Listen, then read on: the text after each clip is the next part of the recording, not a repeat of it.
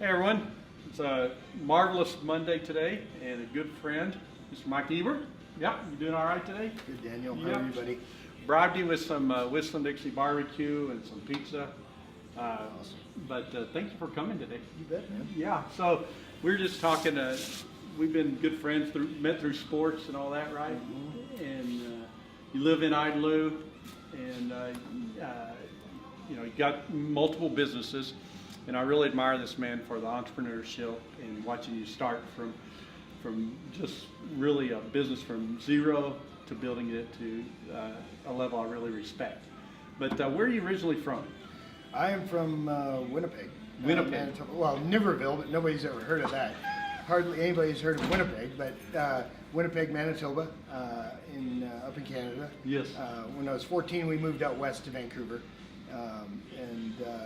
so I have family living all over Canada. Okay.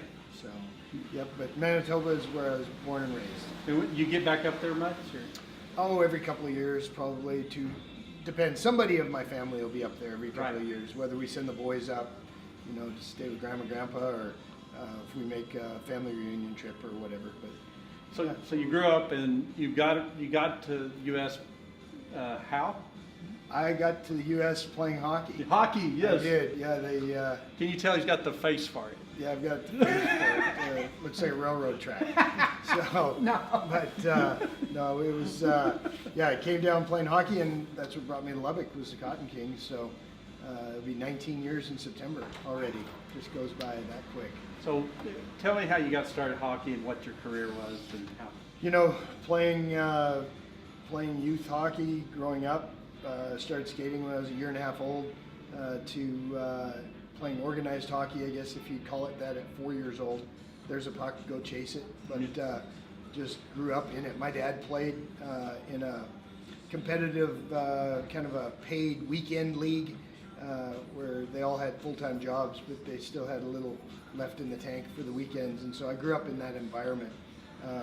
Moved away from home when I was 16 to play hockey, and lived with host families and went to school in the town that I played, and then decided I went pro when I was 21, and lived out of a suitcase. Yes. A long time, and just traveled all around North America playing hockey. And lo and behold, I had to look it up on MapQuest.com when I moved here. Funny story, real quick. So my first night in Lubbock was September 15th, 2000. And what was then the Lubbock Inn, my apartment wasn't ready, so I stayed a couple of nights there. And Coach McDonald at the time, he called. He said, "I'll pick you up at 9 a.m. and we'll go to we'll go to the rink and go get breakfast and so on and so forth." So they had the sensor doors, automatic doors, and I walked out, and he had pulled under the breezeway, and I hadn't been in Lubbock 15 hours at this point, and I get just tore up with some dirt. And I climb in, and I'm like, "What was that, Coach?" And he says, "That's one of those dust devils." He goes, "Don't worry, it'll get worse." And so he goes, my nickname was Heebs back in the hockey days, and he said, "Heebs, I don't know, something about this place, I think you're going to like it." Yeah. And lo and behold, 19 years, and I love it. Awesome. Now, being a professional athlete, there's a lot of kids that aspire to that, young men. What is the perspective, and what kind of work ethic do they need to have to pursue that dream? Well, you need.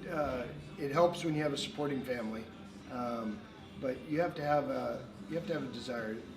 We see so many times where parents want it more than their kids, and so you've got to have it within. You got to have a little tenacity, a little heart to never quit, never give up. You got to do the extra little things to separate yourself from the crowd. And so, at a young age, I've been told, playing on different competitive teams and trying out and playing for as much as Team Canada, there's 1,000 kids that want to be in your spot right now. So what are you going to do that's a little different? And so, just today with all the sports that are going on, it's so competitive at such a young age. It starts with having fun though. At a young age, you got to desire it. You've got to have a passion for what you're doing. Yeah. And then it doesn't seem like work, but it's just you got to gotta have a little tenacity in you to never quit. Right. So that's what, you know, I've seen you go from that to starting businesses and with roofing and construction and inspection and a lot of different things. And but how have you translated that work ethic to your business work ethic? Just, you know, you have to channel your energy. You know, the difference is you can't fight now when you don't, you know, if you don't agree, you know, I can't pull the shirt over your head and give it to you. I mean, that's not the real world. And so I like to hug now, you know, I'm a big hugger. And so, you know, taking and channeling that energy, you know, I was so blessed to be able to play all over the country. You meet so many different walks of life, you know, and so being able to relate to people, that's the key. And being able to be, you know, adapting to your surroundings. It was easy for me to establish roots in Lubbock. Just the people here are unbelievable. But I think just channeling that energy and, you know, you've got different challenges. In the sports world, you're kind of in a bubble. You know, you're never really exposed to truth. People put you on pedestals that you don't belong on, but it's a bubble effect. And so when life after hockey for me, the real world is there. And so you have to, you face different obstacles. And so just having that tenacity still, you know, in business, but being able to grow a business efficiently is about people. And so I'm very thankful for my hockey days, being able to be around so many different people, and it's brought in an unbelievable culture into what we're doing. So how do you keep that team environment going? What are some things you do? Because it sounds like you probably learned some from coaches and and watch that good and bad. Yeah, just, you know,